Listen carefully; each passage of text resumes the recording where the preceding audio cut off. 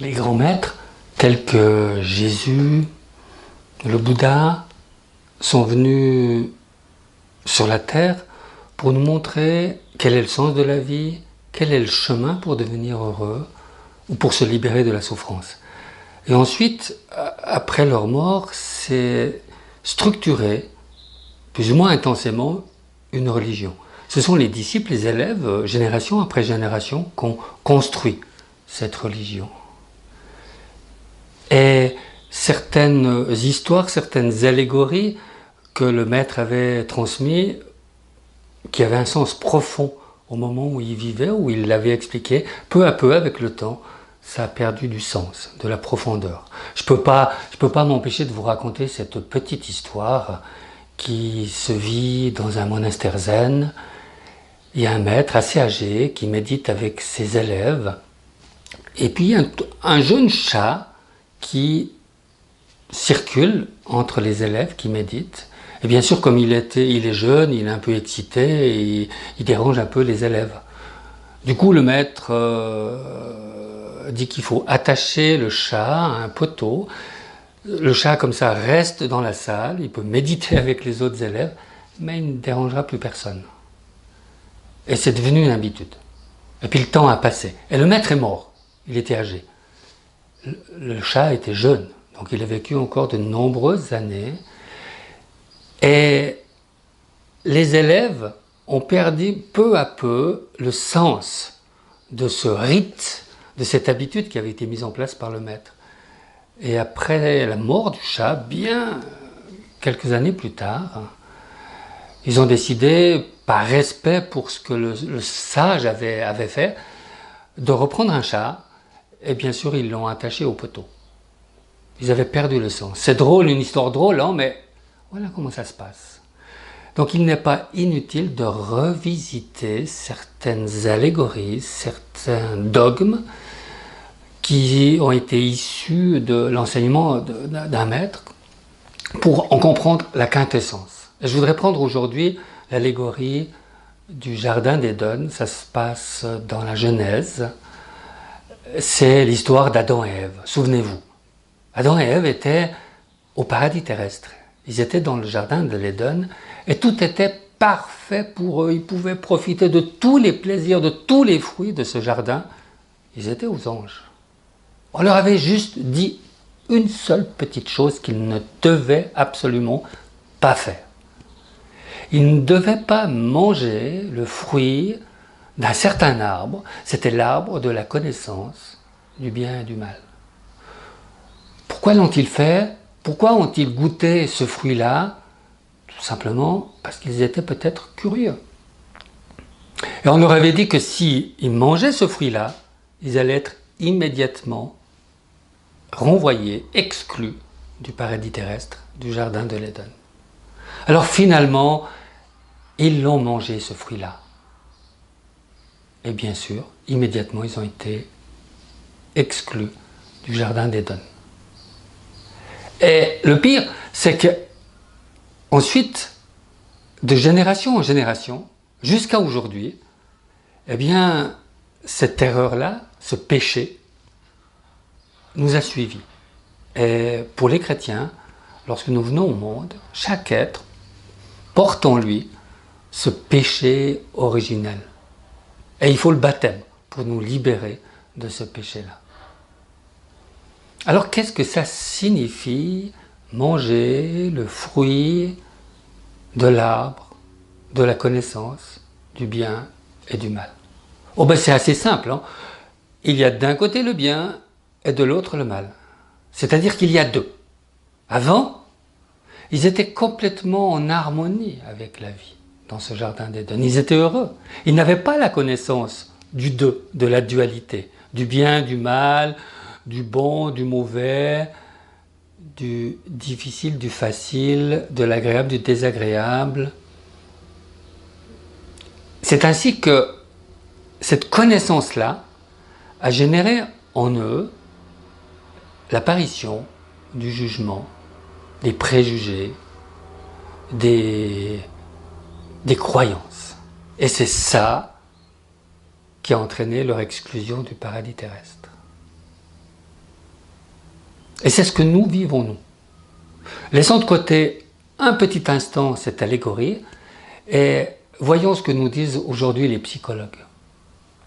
Les psychologues nous disent que tout de suite après la naissance, il se passe quelque chose de particulier pour le bébé et le petit enfant. Dans le ventre de la mère, le bébé était en totale harmonie avec la mère. C'était le même sang, la même nourriture, le même liquide qui animait le bébé et la mère. Ils étaient donc dans un état de fusion, d'unité parfaite. Voilà-t-il pas que le bébé vient au monde et il se confronte au froid, au chaud, et il se passe quelque chose de particulier, c'est-à-dire que avant, dans le ventre de sa mère, la mère elle lui était unie, et là maintenant la mère commence à avoir certains besoins propres à elle. Par exemple, elle ne peut pas être 24 heures sur 24 avec son bébé. Donc elle le laisse, elle le fait attendre un tout petit peu. Et c'est ainsi que le bébé commence à découvrir le sens de l'autre. Il y a moi et il y a l'autre. C'est un processus complètement normal. Mais du coup, s'il y a l'autre, l'autre il peut être gentil et l'autre peut me faire souffrir. Eh ben, ma maman, elle peut me donner le sein, et puis elle peut avoir mal au sein parce que je l'amordis, et du coup, elle va avoir un moment d'agacement ou de douleur. Donc elle peut être source de souffrance pour moi. C'est ce que je découvre là.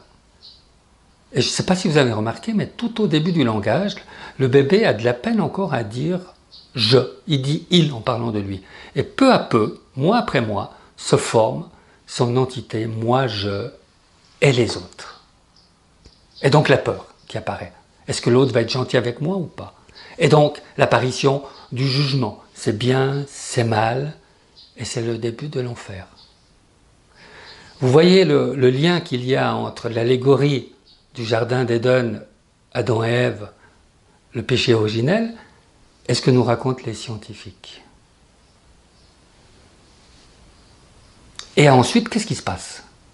Eh bien, tout se met à se développer de cette manière-là. Il y a moi et l'autre, ça se fige, il y a les concepts, il y a les croyances, il y a les dogmes, il y a les préjugés. Et la vie perd du sel. La spontanéité s'en va. Le côté naturel disparaît. Vous savez pourquoi les grands-parents aiment beaucoup les tout petits enfants? Tout simplement parce que les petits enfants ont ce côté spontané. Ça me rappelle l'histoire véridique d'un homme, d'un enseignant de l'Inde, qui parlait de ses petits-enfants. Il avait deux petits-enfants, l'un âgé d'1 année et demie et l'autre de 3 ans, 3 ans et demi. Et un jour, il a surpris l'enfant de 3 ans et demi de monter dans le berceau du bébé et de regarder le bébé et de lui dire « Dis-moi comment c'est Dieu, je suis en train de l'oublier. » C'est ça, il y a un processus d'oubli de ce que nous sommes, l'unité, le un, la spontanéité, le naturel. Et ensuite, il va y avoir tout le processus du retour. On pourrait dire un peu, c'est le retour à la maison. Il y a encore une autre image que Jésus a donnée dans le Nouveau Testament. Il a pris l'image du père qui a 2 enfants. L'un des enfants travaille à la ferme et l'autre demande sa part d'héritage et s'en va vivre dans le monde, expérimenter les plaisirs, les joies, les femmes. Et il perd tout son argent et il termine en étant malade, épuisé, et il n'a d'autre ressource que de rentrer à la maison et son père l'accueille. Cette image-là, c'est aussi la même image, avec le même sens. Nous avons quitté cet état d'unité et puis maintenant, nous le recherchons à nouveau et nous allons rentrer à la maison. Une question qui peut apparaître, mais pourquoi tout ça? Les chrétiens le présentent sous la forme d'une faute, d'un péché ou d'une erreur, et ils nous expliquent que c'est pour expérimenter la liberté que Dieu a laissé faire ça. On pourrait voir dans une autre vidéo et se poser des questions sur sur notre véritable liberté. Sommes-nous donc libres? Donc ce n'est pas forcément une réponse extrêmement satisfaisante. On peut se tourner vers l'Orient, et là aussi la réponse n'est pas forcément satisfaisante. Ils nous disent que c'est un jeu de cache-cache. Dieu, puisque nous sommes l'être c'est Dieu, nous sommes donc ce Dieu-là. Dieu oublie qu'il est Dieu, et il joue à un jeu de cache-cache. Il se cherche, et finalement il se retrouve.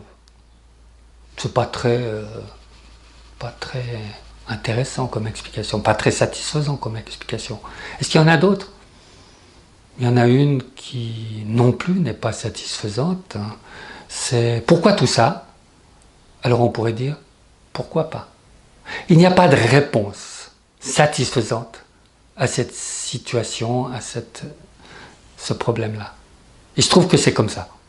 Les psychologues nous disent que c'est tout à fait normal que la formation de la personnalité passe par ces étapes-là, et qu'il n'y a rien à redire là-dessus.